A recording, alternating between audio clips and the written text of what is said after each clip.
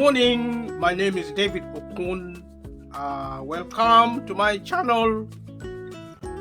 Thank you everyone who has been helping to subscribe.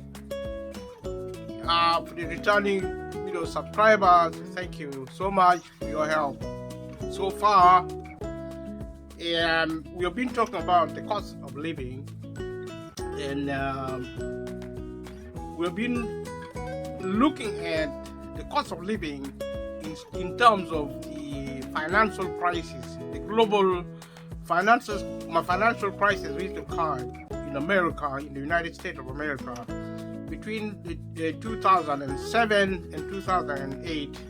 And we have been talking to say this financial crisis happening in America is connected with the present cost of living in the globe and in the developed world, America, the United Kingdom, France, Europe, Middle East, Asia, and Africa. This is the case because because of globalization, something happening in America impacts on what happens in Africa, what happens around the globe, especially Europe, especially the Western powers, especially the developed economies within the East and the West.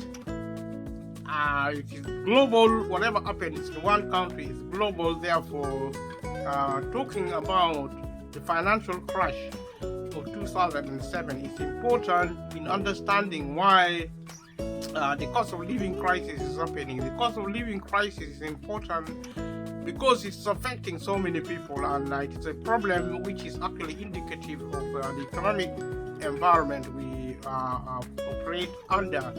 And my invitation to everyone, people who are listening to this video, is so that people begin to think about what is happening in the world of money and wealth. The cost of living is an income problem, and because people, if you get income, or if you don't get income, if you work for living or you don't work for living, but you get income, which is money, or in finance, or in terms in kind, or you get income in kind. For example, if somebody gives you something of value, maybe gold, diamond, but like I said consistently, is that the cost of living affects adversely people on low income. Therefore, if you have in America, in Europe, in Asia, in the East, Middle East, Africa, if the government or employer pays an individual low amounts of income, that individual is going to be impacted adversely by the cost of living. That's what I've been trying to illustrate, to make people understand that this is a problem which has always been around. It has become a crisis because of different factors, including the war in Ukraine, but also other factors, crises which have been happening within the global economy in America. I'm now speaking about the financial crisis. You may be wondering what the connection is. If you watch the rest of the video, you will have an idea what I've been talking about. And because it's an income issue, and the financial crisis also created an income problem, and every time something affects the income of an individual or family, communities, groups, these impact on their status of welfare or accessing the basic necessities like energy, food, healthcare, transportation, or even employment. Because once the economy is destroyed, employers, small and medium businesses especially, close down. And once they close down, this creates unemployment. Unemployment, when created, then it creates other problems to do with income. And income sometimes lead into indebtedness. You begin to borrow money, and once you borrow money, you get into trouble. And if you look at the credit crunch, as it is termed, relating to the financial crisis of 2007 and 2008, beginning in America, the trigger of that crisis was actually the credit system, the credit financial system. The credit financial system is when people really borrow money to spend on one thing or another. And normally, people who borrow money do not have money. And when you borrow money, especially when many people actually borrow money, millions, sometimes even billions of people borrowing money from creditors, and these people are poor because they work for a living, because they are low income, and they don't have savings. They borrow because of necessity. Once that happens, the borrowing happening, what that does is the credit system breaks down. It becomes unsustainable. And this was what happened in America, which triggered actually the global meltdown, the global economic meltdown. Because once the finances fail, the economy also is impacted, and that's why governments normally the governments do their best to make sure they manage the finances of the country so that the economy remains stable and actually in a working state. This failed in America in 2007, between 2007 and 2008, therefore causing the financial crisis globally, which impacted on the economy, which impacted on employment, on public financing, and impacting people who are on low income. This is how it looks. Everywhere you look, every crisis to do with money is always to do with income. Therefore, the governments normally intervene to mitigate the problem. But when the government struggle to intervene to mitigate the problem affecting people who depend on the government, on income, on livelihood, people who are poor, people who work for a living. Once the government fails, then there's a crisis, like such as you see with the credit crunch. The reason I have with not only the credit crunch, but especially with the cost of living as we understand it now. The reason I insist on explaining this on every video I create, so that people understand the problem. Once you understand the problem, you begin to think around the problem. And thinking about around the problem is the beginning of solving the problem yourself. It's about empowerment. It's about the viewers and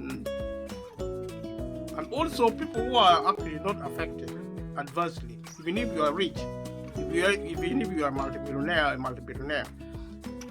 this video, if you watch it, can empower you, because you will understand why the cost of living is a crisis is happening. Because see, even if you are a multi-billionaire, if the majority of the population, 90% of the population globally, is facing the crisis, the cost of living crisis, it can create other problems for wealthy people, because it creates general instability within the economy, within the national security.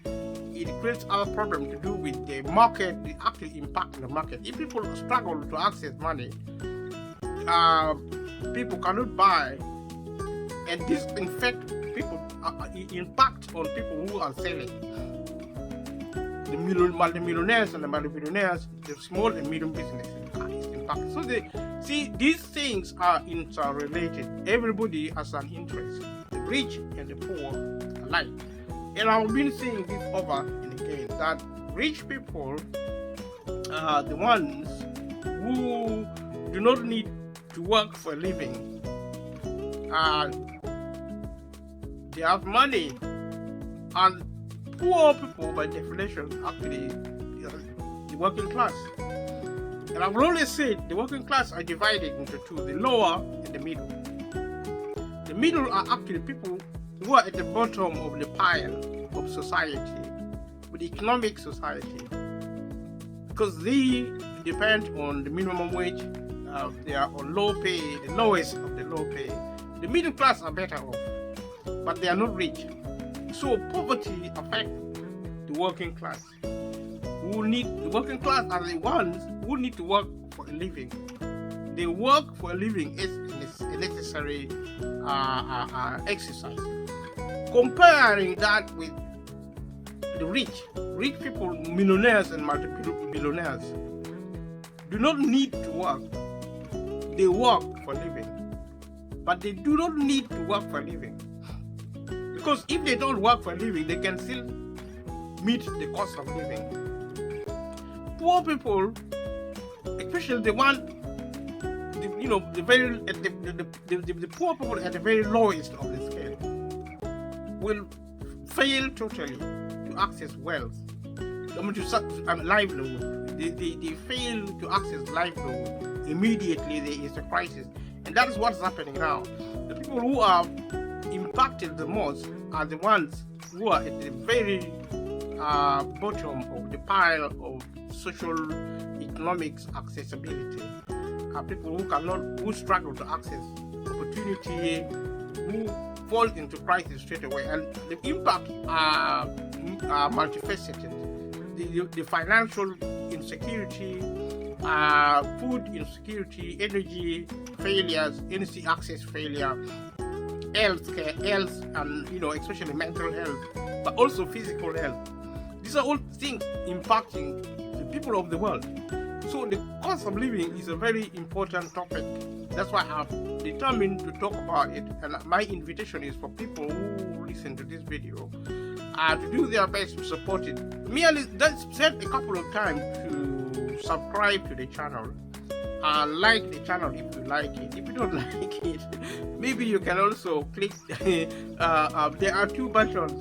One is like, one is if you don't like it, be honest, and leave a comment below why you don't like it, so that to see if I can improve, because conversation in this platform is really important, and participation, engagement is really important, and I appreciate the ones who have been involved, people who have been around, and who have been giving me really positive feedback. Only 1% or 2%, that is really good. It's very important, and I've been very lucky to have this channel, to have this opportunity to actually talk about these things, because it helps me. It helps me, and I hope it helps other people as well. And because information is really important, especially and if you're going to take responsibility for your life, you need to really start thinking of looking after yourself, because the government, although the government looks after people, more and more now you'll find that the government is no longer really keen to look after people who need help from the government. And this has happened, like I explained previously. that the reason the government is actually the government everywhere in America, in the UK, in Europe, Asia, Middle East, Africa, all these governments are failing because of globalization. Globalization means it means nations of the world are coming together, economically, politically, financially, culturally, and socially, and legally, you name it. The states of the world, the nations of the world are coming together. That is what globalization is. Globalization is really important because what happens in one world impacts on the other is something called harmonization. So, there is a sense of social and economic iteration where what happens in one country is replicated worldwide. So it is really exciting. It is really globalization is really exciting for young people, for people who are into music, people who like learning, students, researchers, politicians, those who want to do business. So it is really necessary to do this. People who are interested in security, national security, cyber security, lawyers, doctors, because the world is coming together. The future of globalization is such that the borders are going to be open.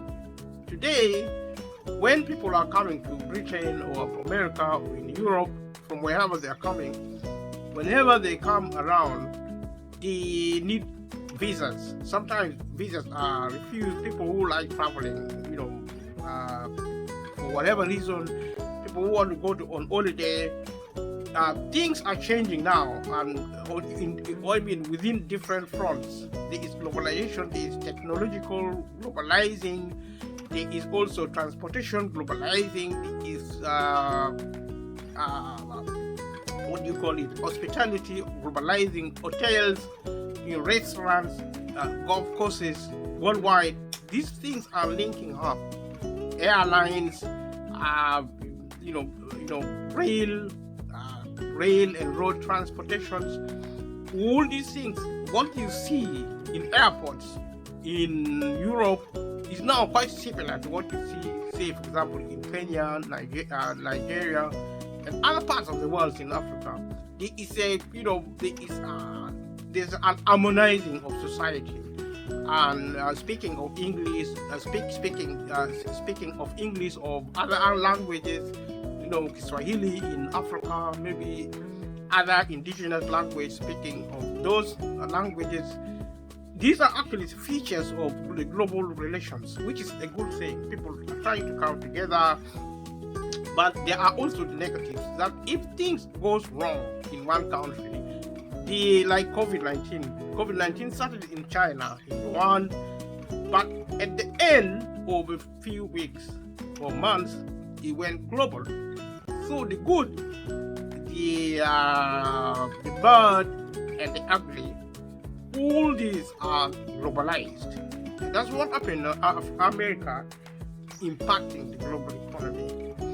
And that's why I think it's really important for us to think about these things and also learn about these things, and also take time to reflect, to see, look at our lives and figure out how we're going to go together or individually.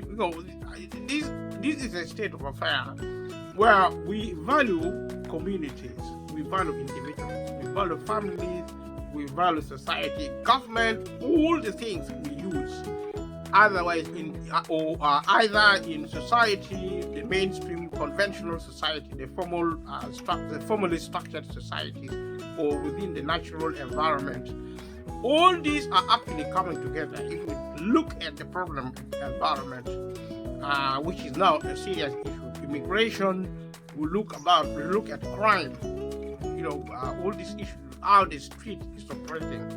So it is our responsibility to link these things together, and it is my invitation within this platform to encourage every citizen of the world to be an expert on one or two things, and the thinking, the learning, and the reflecting, and also the applying of this learning knowledge is actually the beginning of self-emancipation.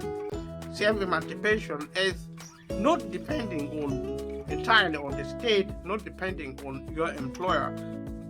The beginning of your independence, beginning a process of looking after your own life. At the same time as negotiating or even applying pressure on the government in a situation where the government is really needing where the government is needing to help, and it is our duty as citizens of this country, citizens of that country, citizens of every country, as global citizens.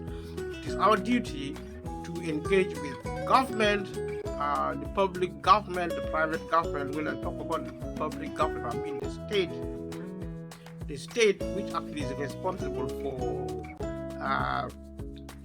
the state is responsible for managing the economy. There are two sectors of the economy: it's public and private sector, and there is also the third sector, which is a voluntary sector of the economy. And these are actually governed by the state. The state looks after the system, after the policies, how to implement these policies, securities, economic securities, and all level of security. The government looks after these things. And in our looking, we have seen that capitalism is the main instrument of the economy, and economy is actually the main instrument of governance. Governance actually steers the country where this country needs to go.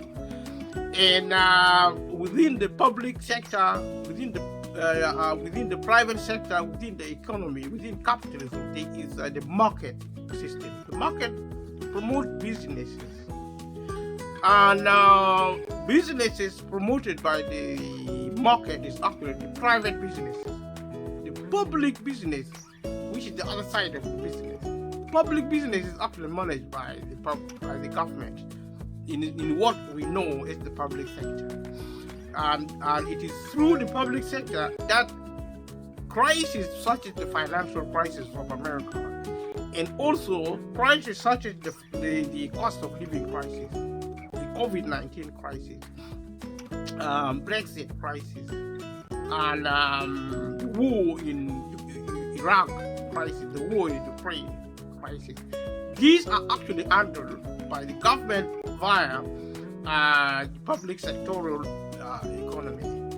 And there is also an intersecting of these sectors. It's between private and public, but the main responsibility for public sectoral facilitation is done normally by the government via the public sector, including actually welfare issues to do with employment, including with anything impacting on income like employment, business, small and medium businesses, or even big businesses. For the economies to operate, the government has to set accurate public policies which impact on how the laws operate, how the market operates, how the system of justice, fairness, security, all these actually congregate to put responsibility on the government to manage the economy of the country. This information is very important because when people want to know where to find help, they can look for help either from the government or from themselves or from the private individuals, either from families or from communities or from charities. This is actually the outlook of society as we know it today. And understanding this helps in our solving our problems of the cost of living crisis and of other aspects of issues like healthcare, employment, housing, transportation, or even if you want to develop beyond these basic necessities. If you want to develop yourself to become maybe an expert in an area, in a field, if you want to become maybe to start your own small and medium business, or even you want to progress into becoming maybe a consultant, or if you're lucky enough to access, the space of big business, because big business is where the money is. You get rich by running big business, big corporations, and the hope of the working class, which is actually the lower and the middle classes, is that one day they are going to work hard and work smart and work wise and a bit of luck, with the hope that they will one day access the big business infrastructural estate. In my opinion, this is not easy. And normally people actually stop within the middle class. Accessing the space of the upper class is very challenging. Normally, most people don't achieve that. As I speak now, the upper class are composed of something like 10 or 15% of the population. They are the minority who are actually super rich. And if you have been following my discussion, I have been referring to them as rulers, the ruling class. Because that's how I look at the economy in terms of government. We talk about corporate governance. So people at the upper scale, people with power, I mean, what do you want power for? Or what do you use power for if you have it? I mean, even if you're not looking for power, if you look for wealth and you find wealth, you're going to acquire power. There's only one thing you can use power with. You need to rule over the world, over nature, over the environment, or over people, or over animals. You use power for rule. Basically, that's what power is for. You rule over yourself. But if you are actually an empowered individual, you rule over yourself, which means you are independent. If someone else rules over you, it means actually you are not independent. You are dependent on somebody who rules over you. And if there is inequality in society, there's a recipe for the people with power, more power, ruling over people with less power. Everyone, even the poor, has power because they can speak.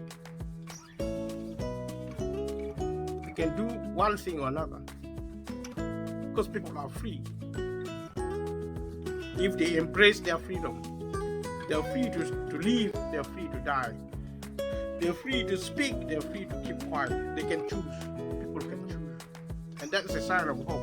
And people can also choose to change the way they think. People can choose to think, to change the way they behave. And if people are violent, and if they are violent and they have a tendency of violence and fighting, destroying things, destroying people, they can change. So, and this is a sign of hope. I want people to remember this in everything you do. Remember that human beings, even if you find humans who are actually behaving like wild animals, there is hope that they can change. So that's why I take a fairly long time to try and explore the question of the cost of living, because it actually impacts on everything. You can connect it with everything which happened in the past, which is happening now, which will happen in the future. The cost of living is a feature of society, and it will carry on. And at current, the public sector is being closed down by the state, and that's why the government is struggling to help people who need help. And that's also a message that if you are a working class, especially, you need to start learning to rely on yourself, on your friends, on your family, creating allies. You can rely on yourself, but if you're stronger together. I mean, if you have a family member, a child, an adult child or a child, every little help, really, you can talk to your children to give you company, because sometimes there's a crisis. People get depressed. Even children get depressed. People are actually committing suicide more now as we speak. So that's what every crisis produces. People lose their lives. So the financial crisis, as I continue to talk about the financial crisis, to kind of like, just engage with the concept, with the issue of the financial crisis, which happened in the past. I want to share this material and also talk through it, while actually trying to engage with the problem of the cost of living. And we looked at the factors which affected the financial institutions. These financial institutions were affected worldwide, and financial institutions were actually the power base for financial processes, financial systems, and the financial, because of the financial crash of 2007 and 2008, the financial institution worldwide suffered severe damage. And these actually reached a climax when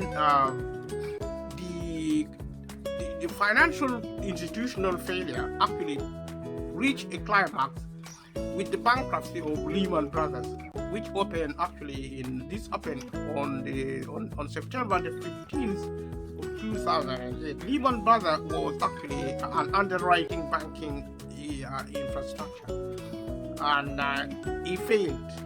Lehman Brothers failed, so he became bankrupt. If you become bankrupt, it means you don't have any money to operate the business, so it collapsed.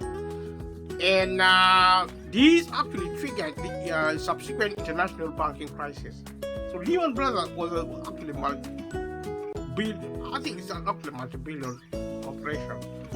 Leave comment below if you all know Lehman Brothers. It's an American bank which operated globally. There was a branch in the city of London in the UK. It was one of the most important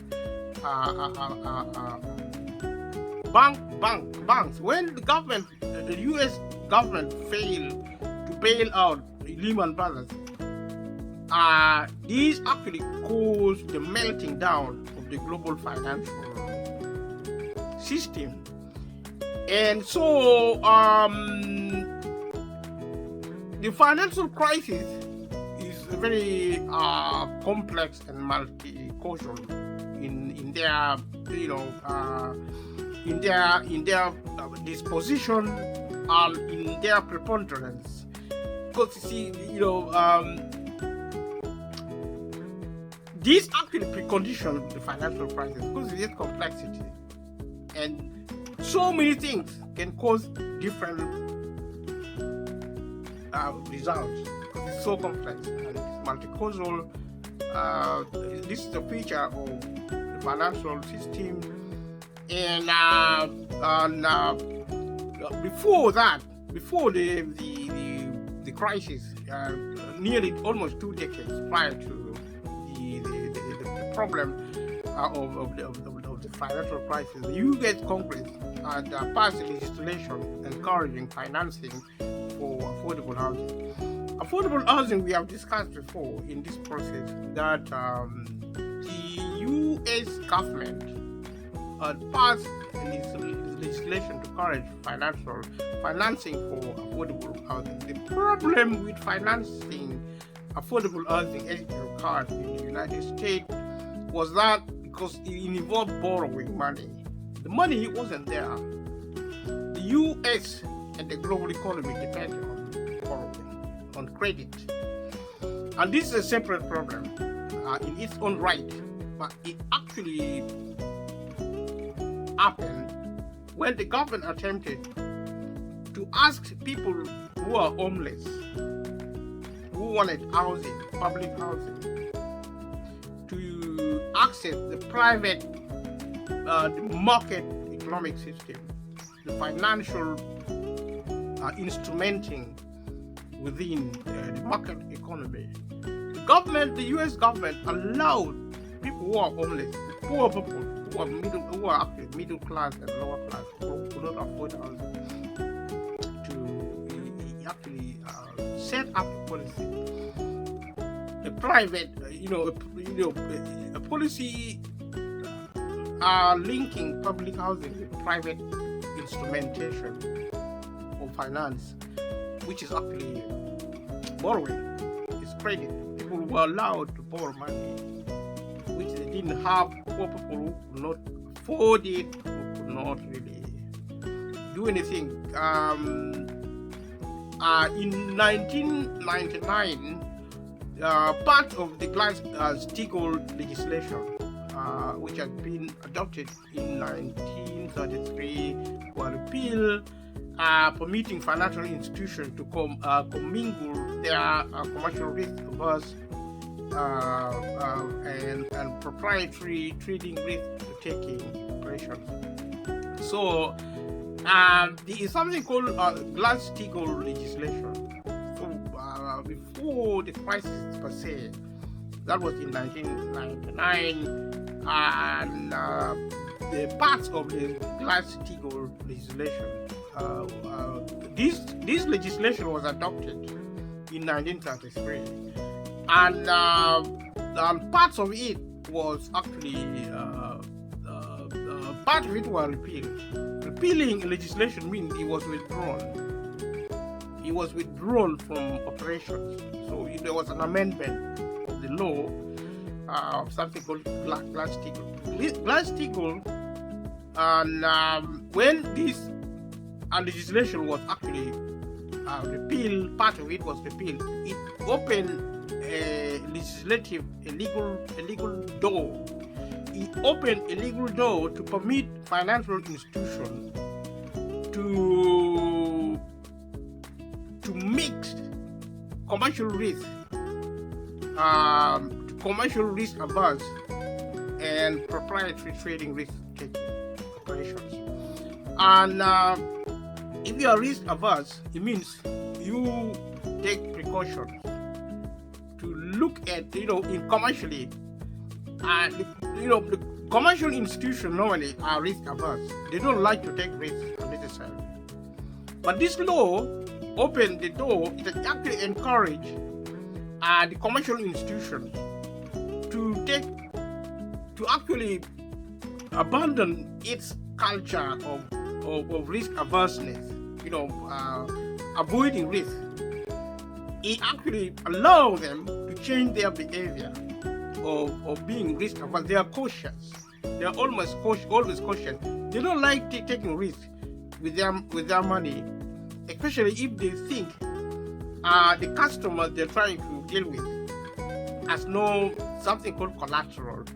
They don't have money. They don't have any assets. They're poor. In other words, commercial institutions do not do business with poor people because poor people are risky. So they become risk averse, which means they do not want to take risks with poor people. And there is something called proprietary trading risk-taking operations. And there is also, there is a two sides of functioning. And you take risk. You take risk as an operator.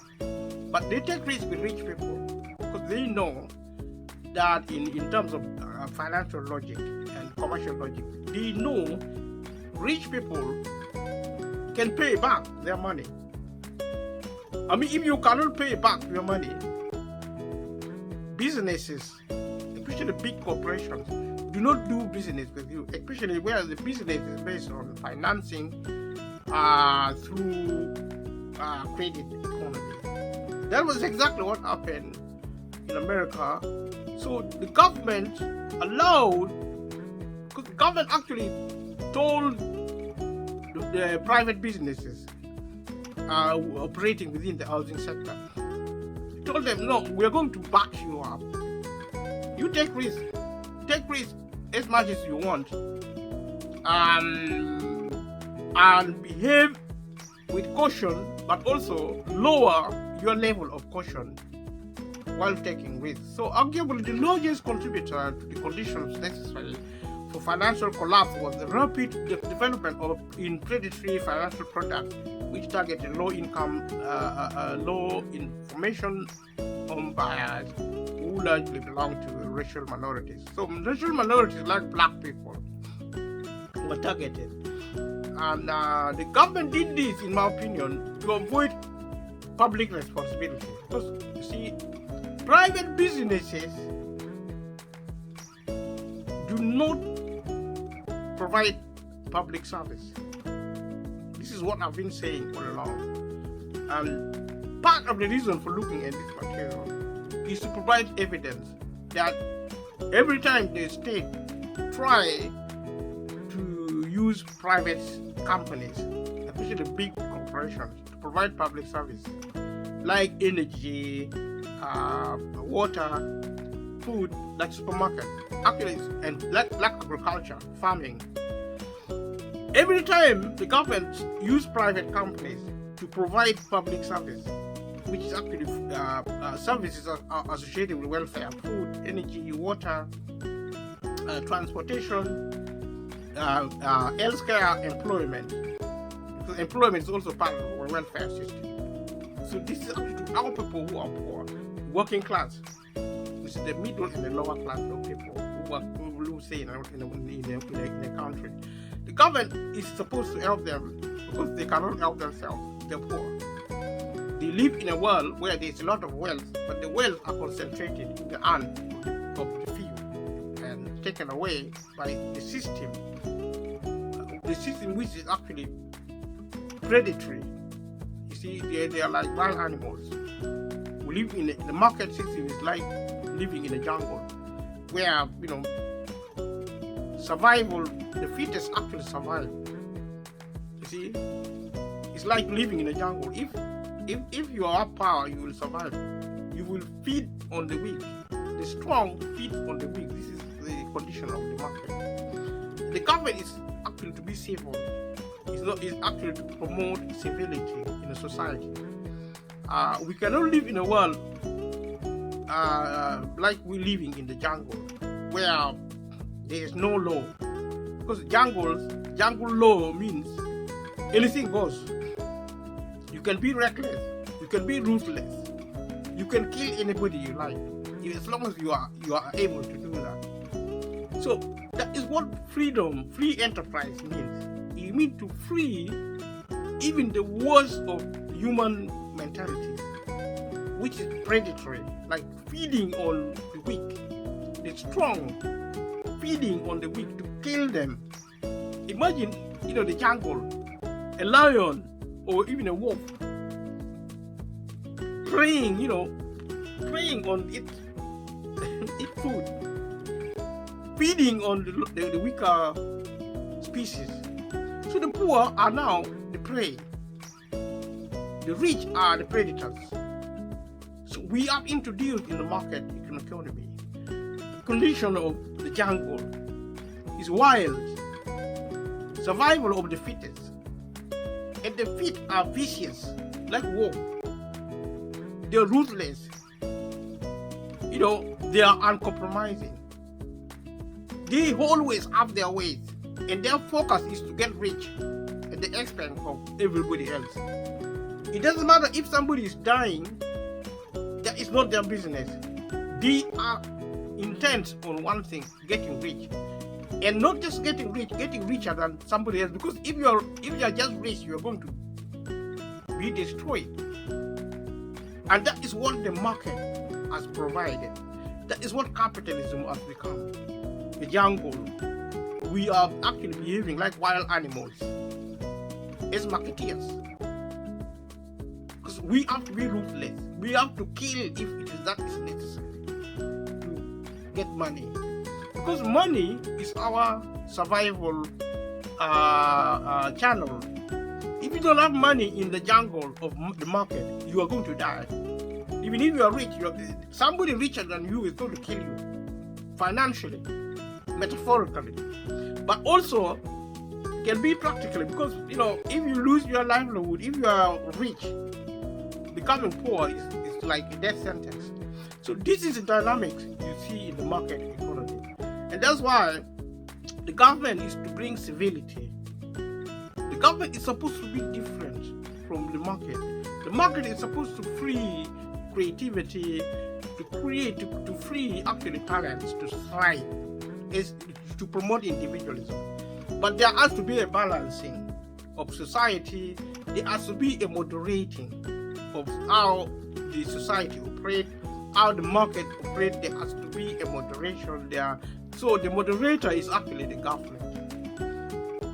He used public instruments to moderate the excesses of the market economic system, and in so intervening with public sectoral instrumentation of the economy, including the public financing, he actually intervenes to protect people who cannot compete in the market because they are poor. These are the majority, the 90% of the population of the world. It is actually the hub of capitalism, the hub, the mother of all capitalism, the very, very mother, the very, very root of capitalism is in America. And when it happens in America, the globe catches the cold. If something horrible happens in America, the world, if America sneezes, the globe actually catches cold. And if something really brilliant, like the Hollywood, which entertains people, if something really, really fantastic happens in America, the world also gets it. So it's really good when it is good, and it is very, very bad if it is bad. It's what happened in America, and that's what's happening now, because the system is continuous. There's a continuity of the marketing behavior, marketing operations. And what happened in 2008 and 2007 and 8 is happening now in 2023 with the cost of living. That's why I'm actually looking at this material so that people don't forget where the root causes of the cost of living is. This financial crisis, COVID-19, and all this war in Ukraine, all this are coming together.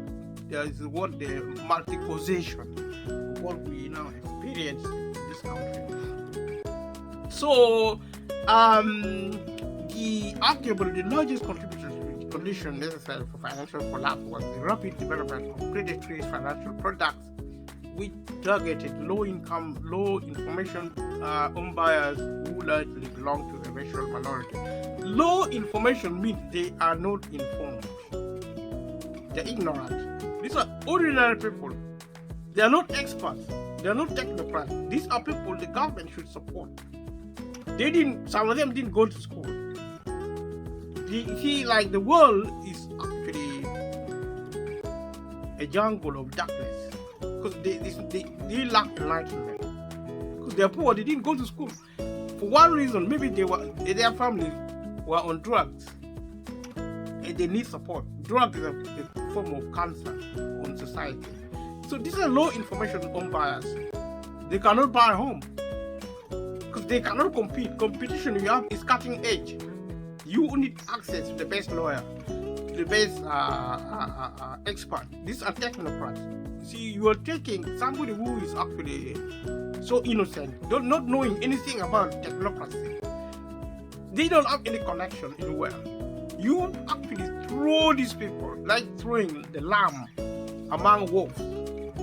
See, this is what the government did. The government threw lambs or goats or even domestic animals among wolves, among tigers, among lions, and they were ravished. See, they were torn into pieces. And these actually, because you see, if people are poor, they are part of the financial dynamics as well. They are part of the economic dynamics because they are many. So home buyers in America, who are most likely, belong to the racial minorities, but these are people like who like blacks, like Asians, like Hispanic in America. So, and there might also be an element of abuse, state abuse and discrimination, racism, and creating problems for these people. These people should have been given houses because they needed a home. They were homeless. They needed homes. The government should have used public system to provide housing in America. The government failed. The because of ideological excesses. Public sector is bad, and private sector is good. This is what the conservative in America, the conservative in the United Kingdom, the conservative in the European Union, the conservative around the world believe that the private sector is the only thing. It would be correct to argue that conservatives culturally do not care about people who do not have money. They abuse them. And the financial crisis which happened in America was a form of abuse of poor people who are the minority, the majority. The conservative government in America allowed multi-millionaires and multi-billionaires to abuse poor people who are the majority in America. And this abuse cascaded globally. In the UK, for example, banks were given money, more money, millions and billions of money to bail them out.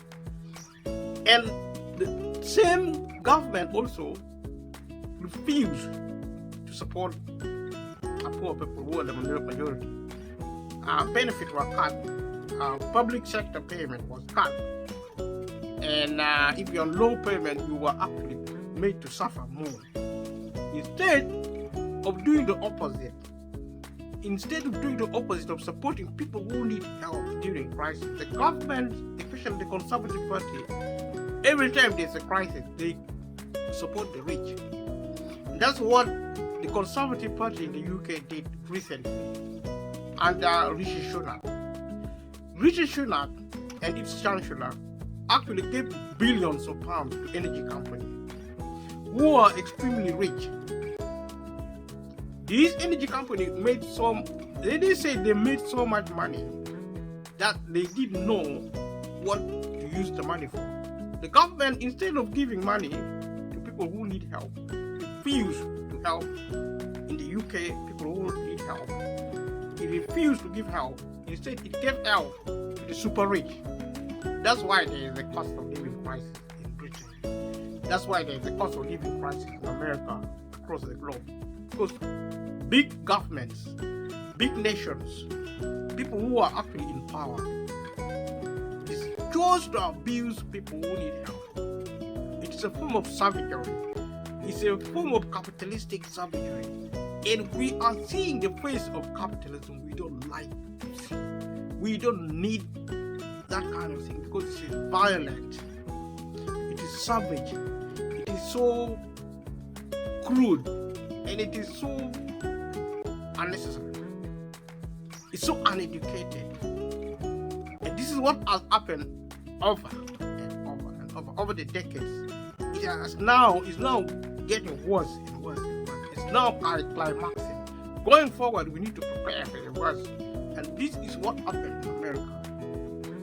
People who need help with housing. The government failing to house them. Instead, tricking them into a financial system which is not designed to help poor people. The financial system is designed for jungle occupants of the market economic empire. See, the market economic empire, which is actually the market economic system.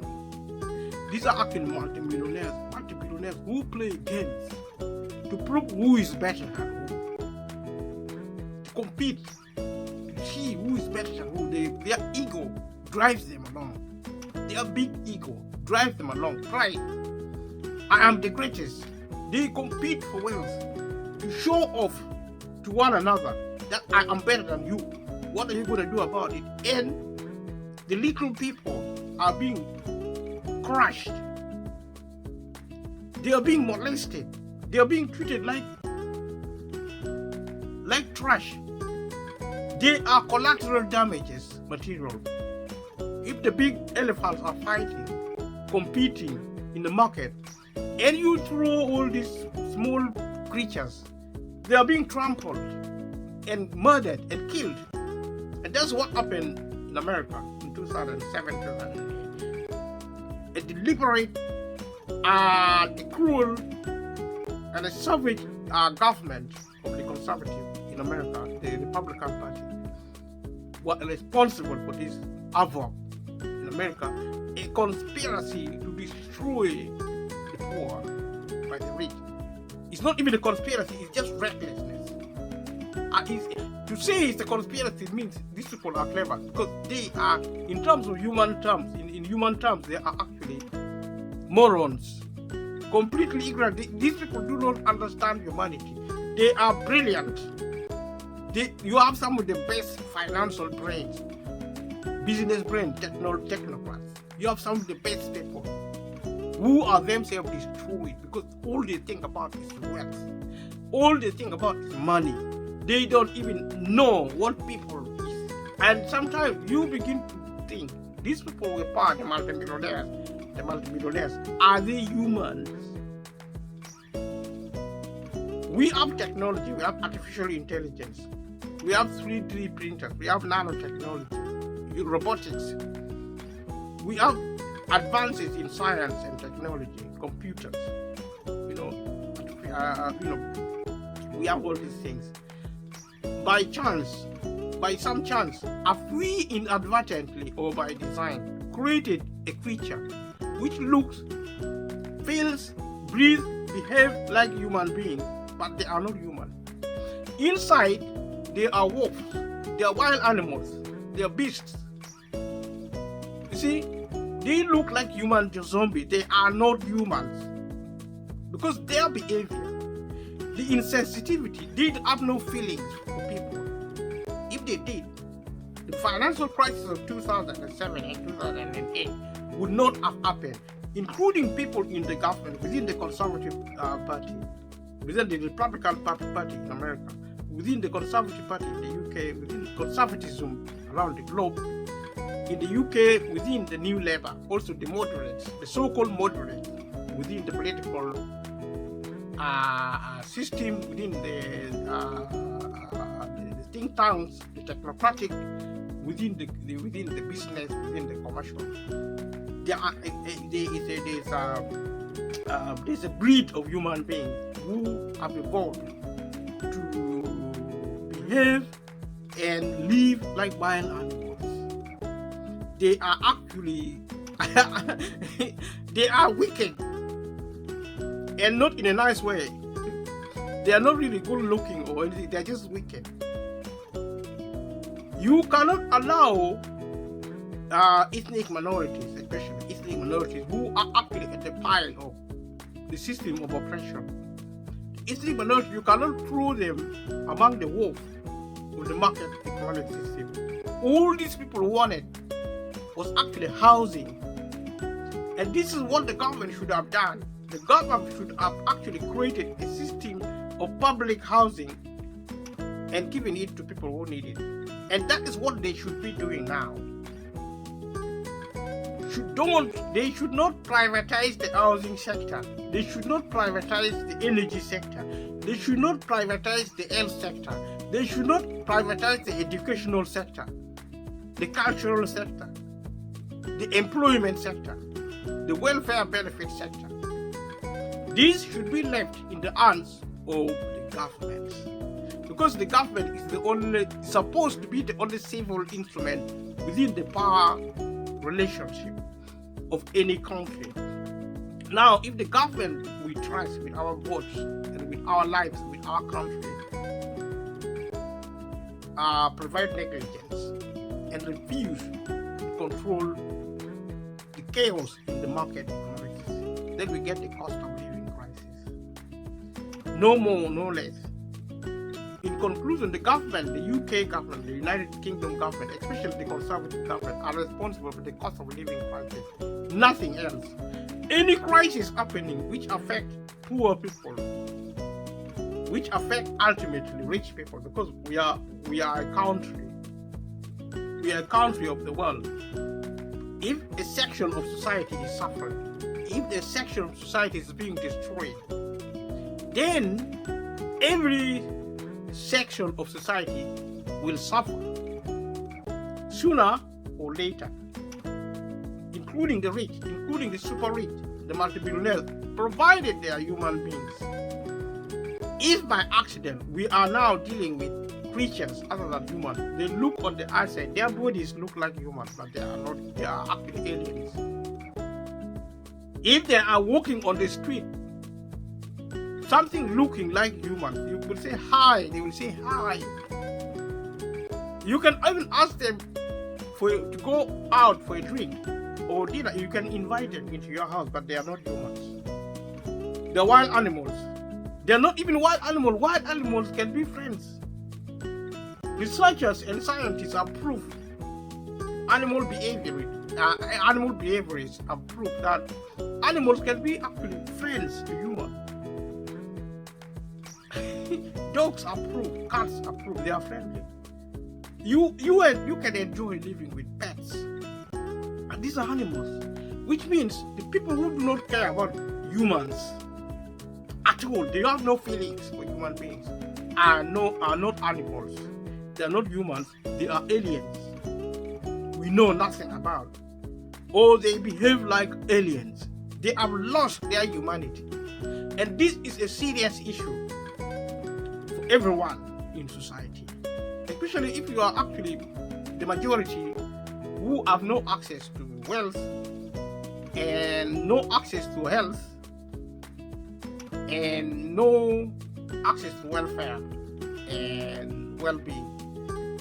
You have to really stand up for your right and speak. And this is why this channel is, the primary purpose is to empower individuals to speak for themselves. Go to your MP and speak the truth. Speak truth to power as you are. If you sit there and, if you're British, you want to be nice, you want to be a lady and a gentleman, that is your choice. Go ahead, do that. I say it's the time now to stand up and be counted.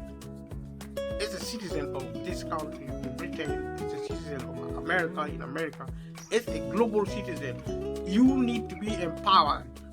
Use the social media to get information, to learn, to be a master of information and knowledge. Be enlightened.